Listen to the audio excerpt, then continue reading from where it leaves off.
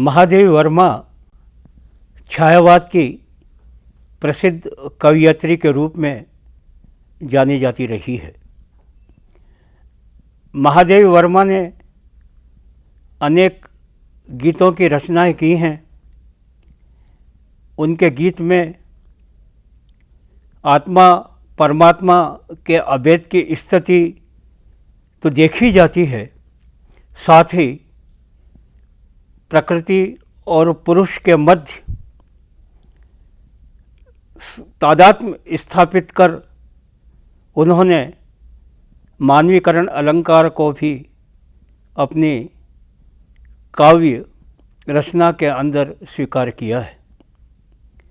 मानवीकरण अलंकार को लेकर यह आक्षेप आया है कि यह अलंकार पाश्चात्य अर्थात अंग्रेजी की देन है, लेकिन महादेवी इस बात को सिरे से नकारती है और ये कहती है कि हमारे यहाँ प्रकृति चित्रण करने में, कल कल बहती नदी का चित्रण करने में इत्यादि का वर्णन विश्लेषण करने में अति प्राचीन काल से यह अलंकार चला आ रहा है।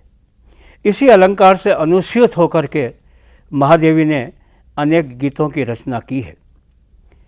महादेवी ने अपने गीतों की श्रृंखला में एक महत्वपूर्ण गीत की रचना की है और इस गीत में उन्होंने वसंत ऋतु में आने वाली रात को चित्रित किया है और उस रजनी को शुक्ला अभिसारिका के रूप में प्रस्तुत कर इस गीत का स्वरूप निर्मित किया है।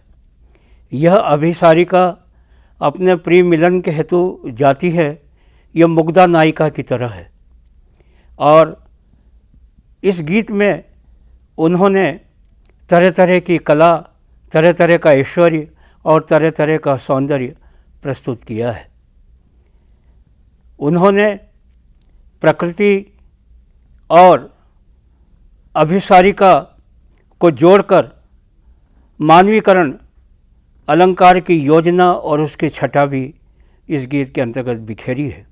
जैसा कि महादेवी प्राय अपने गीतों में इस प्रकार का स्वरूप।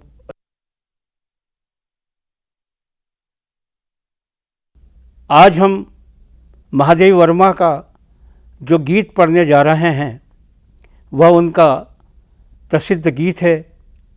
गीत का शीर्षक है धीरे धीरे उतर क्षितिज से ओ वसंत रजनी। आज हम इसी गीत की व्याख्या करेंगे और हम देखेंगे कि महादेवी ने इस गीत के अंदर कितनी छटाएं, कितनी उपमाएं और कितना ऐश्वर्य इस गीत के अंतर्गत बिखेरा है। उनकी शब्द संयोजन, उनका भाव संयोजन इस गीत के अंतर्गत मुखरित होकर के हमारे सामने आता है और कई जगह हमें मानवीकरण अलंकार से परिचित भी कराता है। तो आइए आज हम इस गीत को पढ़ते हैं और इसकी व्याख्या को प्रस्तुत करते हैं। तो अब मैं यहाँ गीत के प्रथम पद की पंक्तियाँ पढ़ने जा रहा हूँ और इस पद की हम व्याख्या यहाँ प्रस्तुत करेंगे।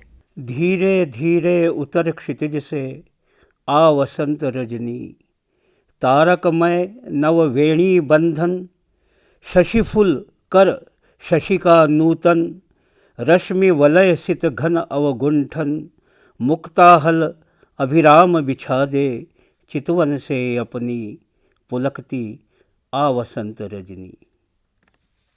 महादेवी वर्मा ने प्रस्तुत पंक्तियों में यह चित्रित किया है कि वसंत रजनी अर्थात वसंत ऋतु में आने वाली रात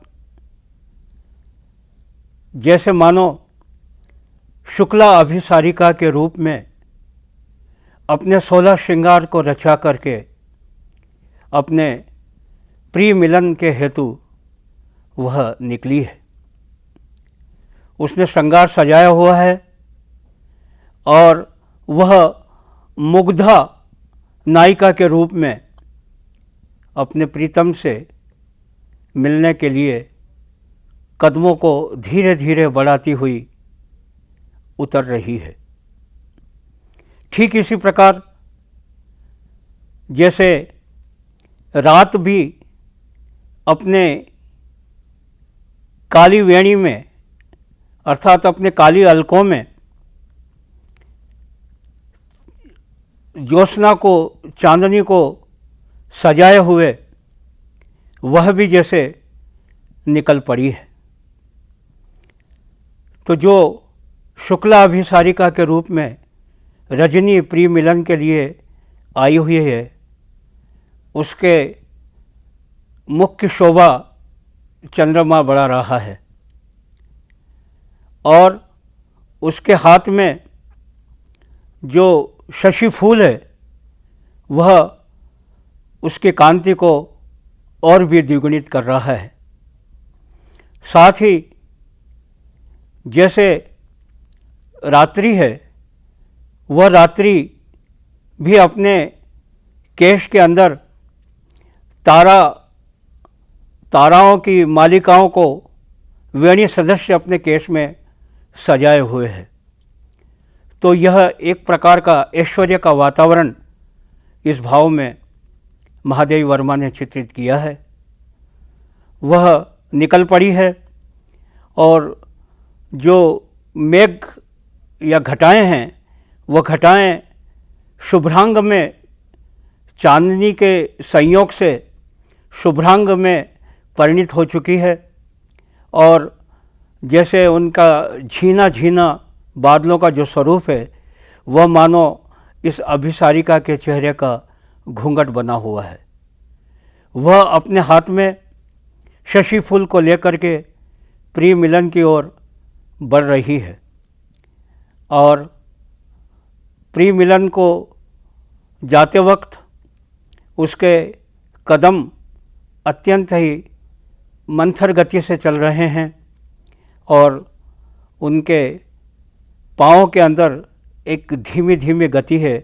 जिस प्रकार से कोई लजाती हुई, सकुचाती हुई, घूंघट ओढ़े नायिका अपने प्रिय के मिलन के लिए जाती है, उसी प्रकार वह पुलकित होकर के, प्रसन्नचित्त होकर के अपने प्रिय मिलन की ओर जा रही है। यहाँ वसंत की यह रात है, वसंत रजनी है और वसंत रजनी का जो स्वरूप है वह स्वरूप अत्यंत ही मोहक रूप से प्रस्तुत किया गया है।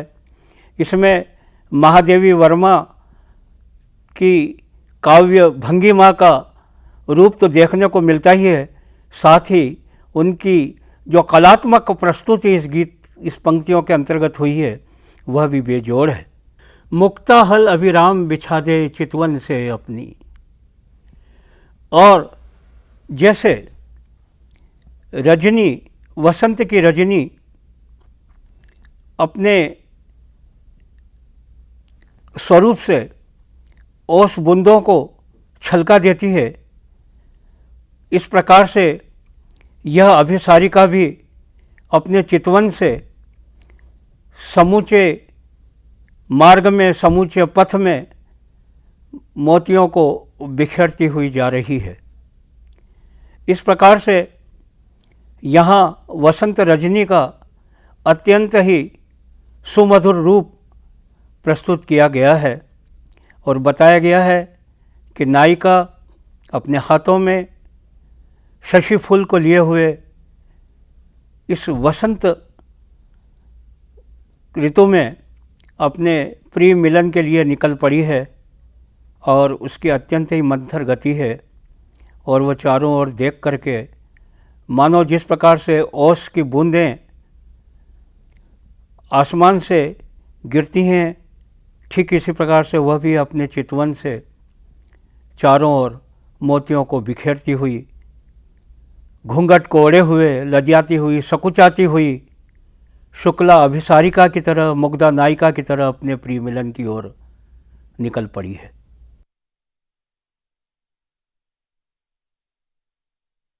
अब मैं व्याख्या हेतु प्रस्तुत गीत का दूसरा पद आपके सामने प्रस्तुत कर रहा हूँ। मरमर की सुमधुर नुपुर ध्वनि, अली गुंजित पद्मों की किंकणी, भर पद गति में अलस तरंगिणी, तरल रजत की धार बहा दे मृदु स्मित से सजनी, विहसती आ वसंत रजनी।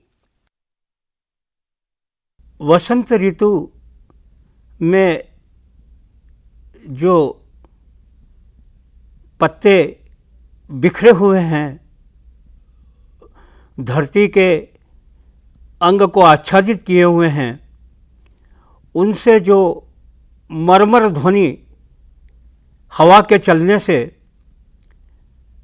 जिस प्रकार से मरमर का शब्द उत्पन्न कर रहे हैं वे पत्ते, ठीक ऐसे ही मानो उस अभिसारिका के पाँव में पहने हुए घुंघरुओं के जो नुपुरों की जो आवाज़ है, जो झंकार है, वह झंकार मानो ये बिखरे हुए पत्तों की ऐसे उत्पन्न मरमर ध्वनि की भांति है।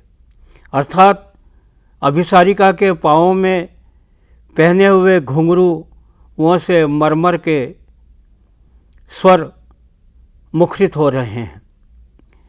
और जैसे कि कमल के अंदर सुप्त भंवरे की जो गुंजार है, सुप्त भंवरे की गुंजार के कारण जो कमल अपने में गुंजायमान स्वरूप को प्राप्त किए हुए है, वो उस नायिका की मानो किंकणी बना हुआ है, उसकी करधनी बना हुआ है। और वह नायिका बड़े ही अलसाए हुए पाँवों से धीरे धीरे धीमी धीमी गति के साथ अपनी करधनी को हिलाते हुए अपने पाँवों के नुपुरों को मरमर स्वरों में झंकृत करते हुए वो बढ़ती चली जा रही है।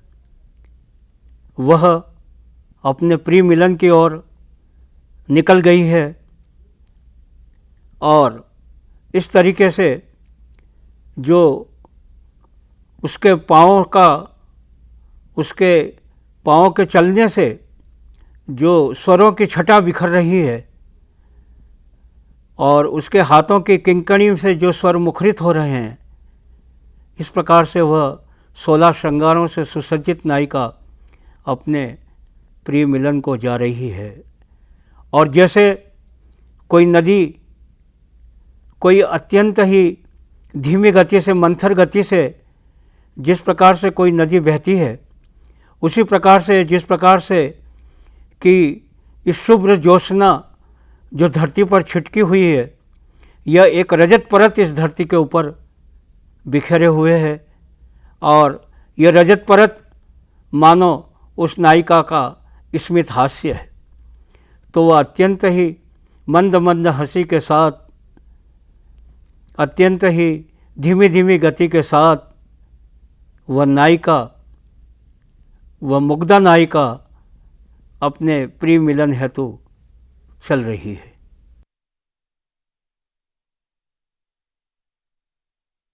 अब मैं आपके सामने धीरे धीरे उत्तर क्षितिज से आ वसंत रजनी गीत की तीसरे पद की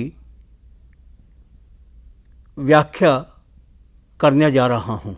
पुलकित स्वप्नों की रोमावली, कर में हो स्मृतियों की अंजलि, मलिया नील का चल दुकुल अली, घिर छाया सी श्याम विश्व को आ अभिसार बनी, सकुचाती आ वसंत रजनी, धीरे धीरे उत्तर क्षितिज से आ वसंत रजनी। उस नायिका ने रात्रि में जो स्वप्न देखा है, उस स्वप्न का विचलन उसके हृदय में है और वही स्वप्न उसके शरीर में रोमावली की तरह उसे प्रतीत हो रहा है। इस स्वप्न की स्मृतियों को अपने हाथों में संजोए हुए, अर्थात अपने स्वप्न को ही एक प्रकार से गुलदस्ता बनाए हुए अपने हाथों में संजो करके वह प्रिय मिलन की ओर जा रही है। और जो मलयानील है, जो मलय हवाएं हैं, जो मलय पवन है, वह पवन उसका दुकुल बना हुआ है। उसके शरीर पर वस्त्र की तरह, उसके शरीर पर पहने हुए वस्त्र को वह चंचल बनाए हुए है। इस प्रकार से मलय पवन उसके शरीर के दुकुल को, वस्त्र को हिला डुला रहा है और वह स्वप्नों से रची बसी, स्वप्न के स्वरूप से अपने आप को जोड़ती हुई, स्वप्न उसके शरीर पर रोमावली की तरह बिखर रहे हैं, उसको अनुभूत करती हुई वह अपने प्रिय मिलन की ओर जा रही है। और जैसे कोई रजनी श्यामा अभिसारिका की तरह अपने प्रिय से मिलने के लिए जाती है, ठीक इसी प्रकार से ये नायिका भी अपने स्वप्न को अपनी अंजोरी में भरकर, स्वप्न को अपनी यादों में बसाकर, स्वप्न से मिले प्रफुल्ल रोमावली को अनुभूत करते हुए वह श्यामा नायिका की तरह अपने प्रीतम से मिलने के लिए जा रही है।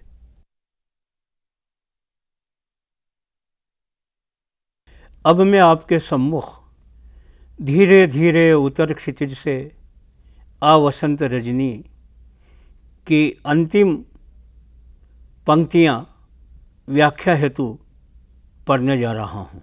सिहर सिहर उठता सरिता उर, खुल खुल पड़ते सुमन सुधा भर, मचल मचल आते पल फिर, सुन प्रिय की पदचाप हो गई, पुलकित यह अवनी, सिहरती आ वसंत रजनी, धीरे धीरे उतर क्षितिज से आ वसंत रजनी। अब इन पंक्तियों में महादेवी वर्मा ने नए स्वरूप में, नए रूप में, वसंत रूप में नायक को प्रस्तुत किया है। अर्थात वसंत रूपी नायक अब अपने मिलन के लिए निकल पड़ा है और वह जब निकला है तो उसके पदचाप से, उसके पैरों की ध्वनि से प्रकृति का रोम रोम पुलकित हो गया है। प्रकृति नायिका बनी हुई है और वह अपने प्रिय वसंत के आगमन से प्रतिक्षण प्रफुल्लित हो रही है। इसी प्रकार से वसंत के आगमन के साथ ही पराग भरे पुष्प मुखरित हो गए हैं और धीरे धीरे जो नदी है उसका प्रवाह अत्यंत ही मंद मंद गति से बहने लगा है। इस प्रकार पृथ्वी रूपी नायिका का हृदय भी प्रिय वसंत से मिलने की घड़ी का अनुभव करते हुए प्रफुल्लित हो रहा है। प्रकृति प्रफुल्लित हो रही है। प्रकृति स्वयं नायिका बनी हुई है और वसंत रूपी नायक निकल पड़ा है। तो इस प्रकार से कवयित्री कह रही है कि ओ वसंत रजनी, तू धीरे धीरे आ, धीरे धीरे उतर। और इस प्रकार से जो एक मिलाप का दृश्य है, वो दृश्य अत्यंत ही मोहक होकर के यहाँ चित्रित हुआ है।